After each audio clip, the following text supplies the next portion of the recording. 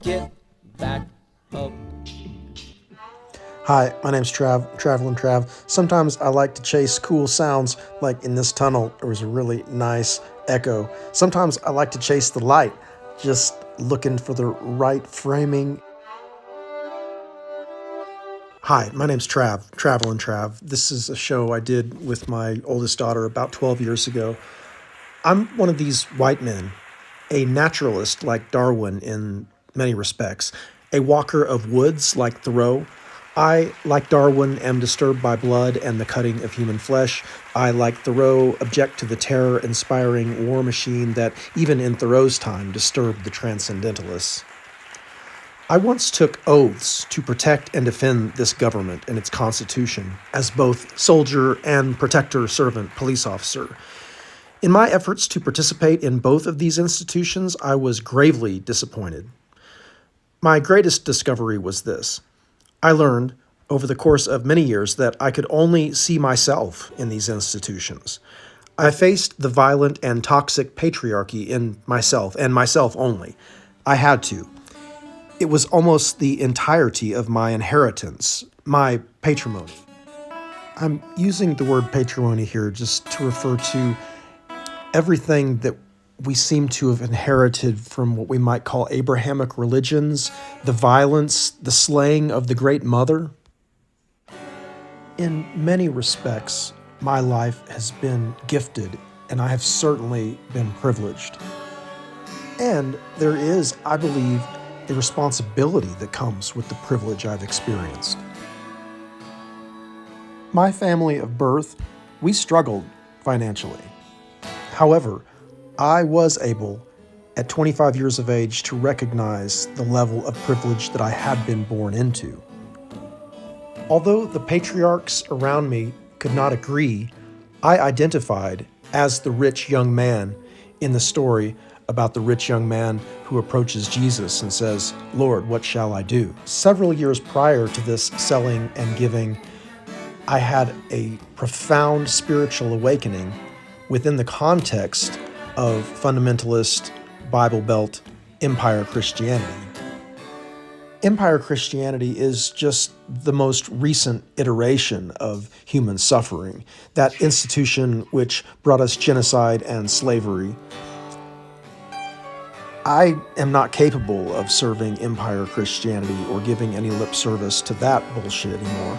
Jesus as liberator archetype, Jesus as subversive educator, one who stands against empire, speaks truth to power, one who is persecuted by church and state, the one you cannot kill, love cannot be put to death, the same spirit that would not allow Thoreau to pay his taxes to a violent empire. That spirit of civil disobedience which indwelled Mahatma Gandhi, Malcolm X, Muhammad Ali, and Martin Luther King Jr., the one who says, "Let my people go." Let my people go. That one spirit of love that inhabits us all, Bob Marley called it one love. As our young married adult life developed, we were deeply committed to correcting all the violent wrongs that seemed so clearly demonstrated to us by our mothers and fathers. And before that, between the ages of 19 and 21, I visited my remaining grandparents with great intent to somehow ask the right questions that I might receive the elders' blessing, or the wisdom that I somehow felt I had missed. And that same Trav made many intentional efforts to release all the pain that seems so clearly defined by familial relations. I am the one who remembers himself as the hateful young man. Let this be clear. I believe that I am honoring my ancestors and my forefathers by getting myself free from the bondage into which I was born.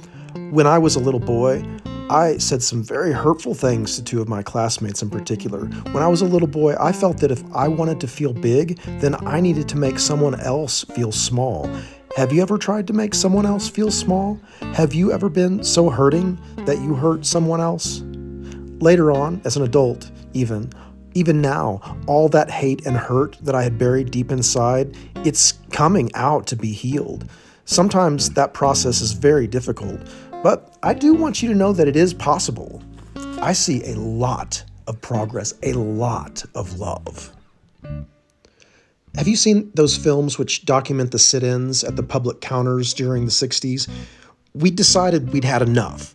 Some of us sat there while insults were screamed and punches were thrown. Some of us were dragging, and some of us were being drug, torn from atop the drugstore soda fountain stools. Do you know that hate in your heart? Do you know that hurt in your heart? As a young boy, 7, 8, 9 years old, in the 80s, I was working through that same shame, that same pain in a different way. And I was the source of hate and hurt for minority classmates in my classroom. It took me a long time to learn that I do not have to be ashamed. If you have been hurt deeply by someone who said they loved you, you do not have to live in any kind of shame or rejection, nor do you have to hate or hurt them to reclaim your dignity. Sometimes shame or rejection seems to be programmed within us very deeply. Sometimes we can feel so ashamed that we think we can't talk to anyone. It may feel like no one could possibly understand anything that you are feeling. You may feel so ashamed of your thoughts and feelings that you would never ever want to talk with anyone. That's all okay. You're not alone. If we are to live with hearts wide open, we also must live with hearts super strong. Thank God, now we are choosing connection, choosing to be present with integrity fully intact, and this happens from one moment to the next. We learn difficult lessons as we discover our true nature again and again in a temporal world, our subjective experience sloughing its old cells continually. Sometimes we may find a place to molt like a snake. Possibly we find a den and hibernate for a time like a bear. When you've tried 1,000 times but haven't found the cure, the only thing that's left to do is try 1,000 more. For every 1,000 tries, you'll have to dry 2,000 eyes. But don't you let your legs fail to get back up. Take another run. Take another run, you got to get back up, you got to get back up, you got to take another run, you got to take another run, you got to get back up. Take another run, take another run, you got to get back, you got to get back up, you got to get back, you got to get back, you got to get back, you got to get back up. Don't let yourself be fooled by all the mistakes that you made. They were only answers to all the prayers you prayed. For every 1,000 tries, you'll have to dry 2,000 eyes. But don't you let your legs fail to get back up.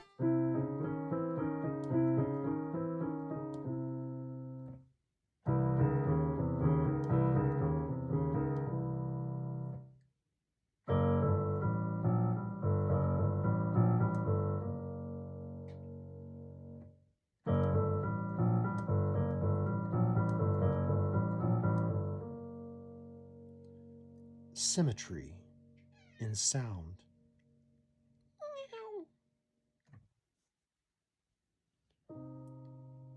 Mjolnir, Thor's hammer. Meow near kitty. Hey meow meow. Hey there. How can I help you?